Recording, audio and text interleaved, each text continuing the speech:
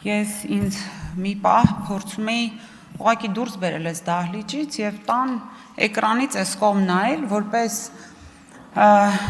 ցեղասպանության զոհ իմ տատիկի, ում ես տեսել եմ թոր եւ հասկանալ, որպես քաղաքացի, ինչ շահեր են ուզում պաշտպանել այս աջ կողմում նստած քաղաքական ուժերը, խնդրում եմ մի ընդհատեք ինձ։ Ինչ իմ որ շահն են պահում, պաշտպանում, ինչ եմ ես զգում, արդյոք իմ ինքնությունը,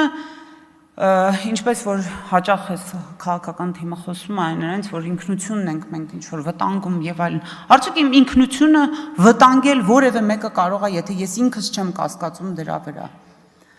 Եթե ես կասկած չունենամ, որևէ մեկը չի կարող։ Ձեր մեջ փնտրեք ձեր կասկածները։ Ինչի՞ չեք բերում պետականության դեմ վերբալ օրինակ հարձակումները պաշտպանող որևէ նախագիծ, ինչի՞ չեք բերում, որովհետև դուք հայտնի եք դրանով, որովհետև ձեզ համար պետականությունը ինքը վտանգ է, Հայաստանի Հանրապետության պետականություն վտանգ է։ Եվ ի վերջո,